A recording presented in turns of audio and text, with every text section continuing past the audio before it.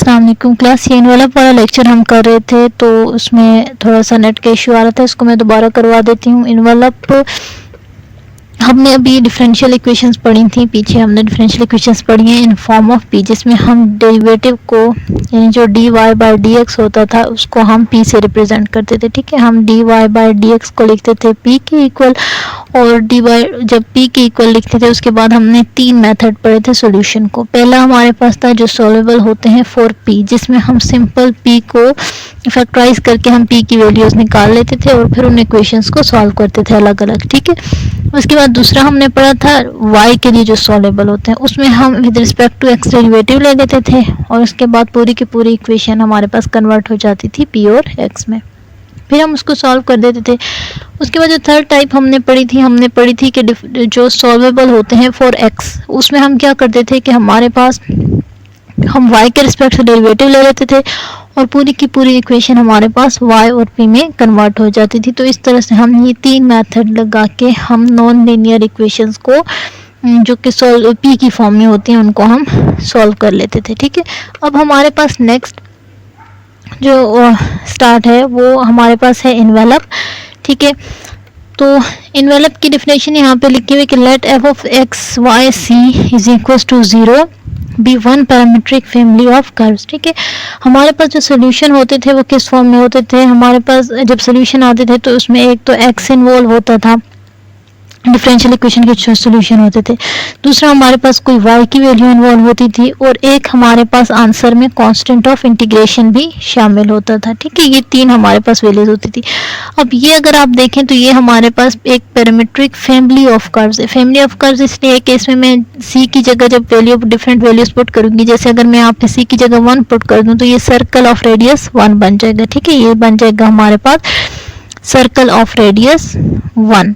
उसके बाद जब मैं इसमें c की जगह सपोज कि मैं इसमें 4 पुट कर दूं तो फिर ये हमारे पास इक्वेशन बन जाएगी सर्कल ऑफ रेडियस 2 की, तो एक और सर्कल बन गया हमारे पास। ठीक है, उसके बाद अगर मैं इसी c की जगह 9 पुट कर दूं तो फिर ये हमारे पास इक्वेशन बन जाएगी सर्कल ऑफ रेडियस 3 की, तो ये हमारे पास एक और सर्कल आ गया। इसी तरह जब मैं वैल्यूज पुट करती जाऊंगी तो ये हमारे पास एक फैमिली ऑफ कर्व्स बन जाएंगी, यानी एक इस तरह की जो इक्वेशन होगी x, y और c में, वो एक पैरामीट्रिक फैमिली ऑफ कर्व्स होती है।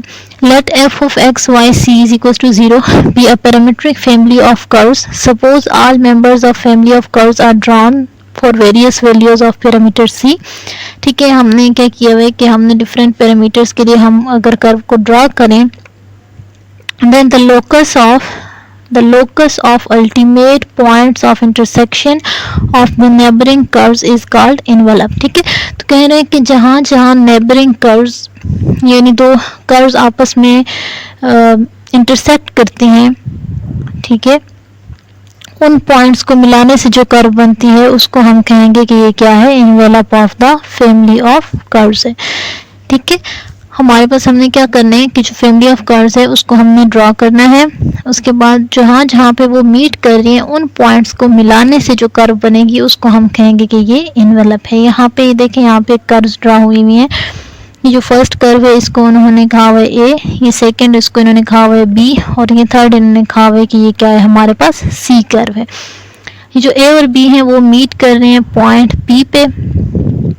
ठीक है, जो हमारे पास बी और सी हैं वो मीट कर रहे हैं पॉइंट क्यू पे, और इसी तरह जहाँ पे ए और सी मीट कर रहे हैं वो ये वाला पॉइंट है, इसको हम कोई और नाम दे देते हैं। ठीक है, पी क्यू और आर कह देते हैं इसको। इसी तरह हमारे पास अगर मैं इसके और कर्व्स ड्रा करूँ यहाँ पे, तो वो भी देखें यहाँ पे मीट कर रहे हैं और यहाँ पे इसी तरह से यहाँ भी मीट कर रहे हैं। ठीक है, तो इस तरह की जो कर्व्स जहाँ जहाँ मीट कर रहे हैं उन पॉइंट्स को मिलाने से कह रहे हैं कि इस तरह से, अभी इसको मैंने इस तरह से ज्वाइन कर देती हूँ। ठीक है, इन सारे कर्व्स को, तो इनको ज्वाइन करने से ये जो फिगर बनेगी, ये जो कर्व बनेगी, इसको हम कहेंगे कि ये क्या है? एनवेलप है। ठीक है, ये तो इसकी होगी सिंपल डेफिनेशन कि एनवेलप होता क्या है। अब अगर हमने एनवेलप को फाइंड करना है तो उसको फाइंड करने के लिए हम पहले तो हमें एक कर्व गिवन है f of x y c is equals to 0, ये कर्व हमें गिवन है। ठीक है। हमने अगर इन्वेलप फाइंड करना है तो हमने कहा है नेबरिंग कर्व्स, यानी दो करीब करीब कर्व्स को हमने उसका पॉइंट ऑफ इंटरसेक्शन फाइंड करना होगा। तो एक कर्व अगर F of X Y C है तो हम सी को थोड़ा सा चेंज कर देंगे, यानी कि स्मॉल डिफरेंस, हम सी की वैल्यू चेंज पुट करेंगे, दूसरी पुट करेंगे, उसको हम सी प्लस एच कह देते हैं। F of X Y C plus H is equal to 0। C की डिफरेंट वैल्यूज पुट करेंगे तो सी की वैल्यू हमने पहले सी पुट की, फिर सी प्लस एच पुट की, ठीक है। उसके बाद अगर हम इन दोनों को, ये जो इक्वेशन है 1 में, ठीक है, ये इक्वेशन और ये इक्वेशन, इन दोनों का डिफरेंस लिया है हमने, क्योंकि ये दोनों 0 के इक्वल हैं, तो 0 माइनस 0 इनका डिफरेंस भी किसके इक्वल है, 0 के इक्वल होगा, और डिवाइडेड बाय h, ठीक है। h से हमने इसको डिवाइड कर दिया, तो 0 डिवाइड बाई एच भी किसके इक्वल होगा, 0 के। अब हम इस पे क्या अप्लाई करते हैं, हम इस पे अप्लाई कर देते हैं लिमिट।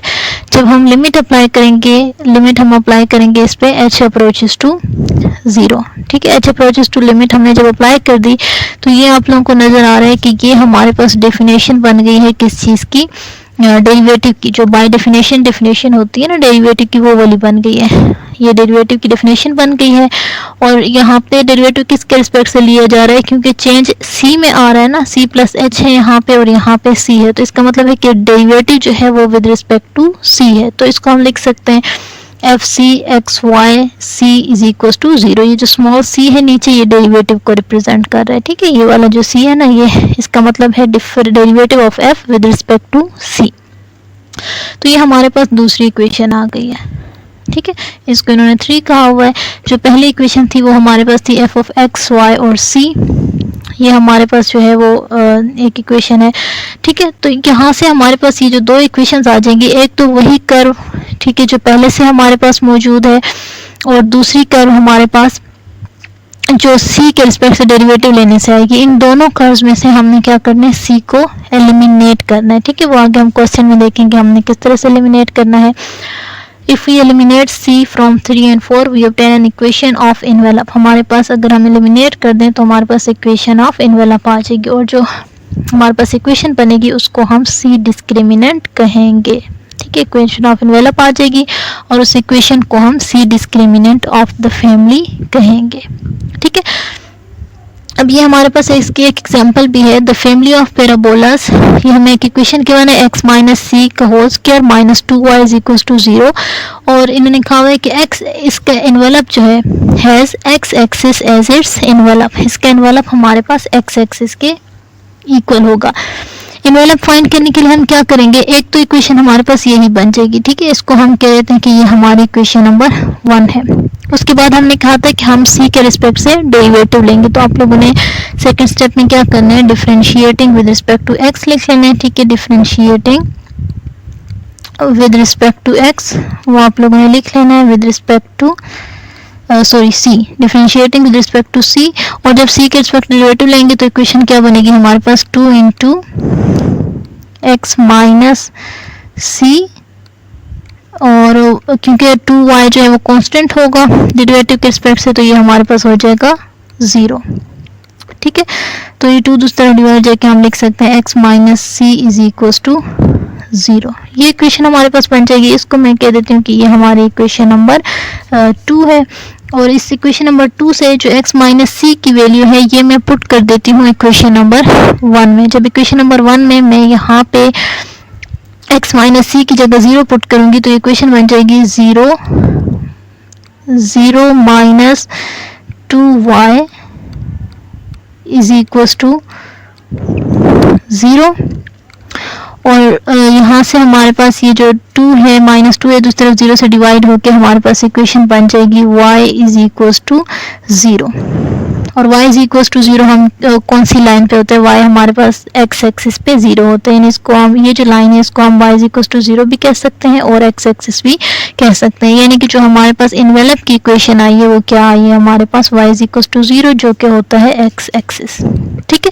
और ये जो y इज इक्वल टू 0 हमारे पास इक्वेशन आई है ना, इसको हम एक तो इन्वेलप कहते होते हैं, इसको हम C डिस्क्रिमिनेंट भी कहते होते हैं, ठीक है। तो इसको आप C डिस्क्रिमिनेंट अगर फाइंड करना है तब भी यही मेथड आप अप्लाई करेंगे। इसको हम C डिस्क्रिमिनेंट भी कह सकते हैं और इसको हम इन्वेलप भी कह सकते होते हैं। तो ये हमारे पास इसका इन्वेलप आ गया है x एक्सिस, ठीक है।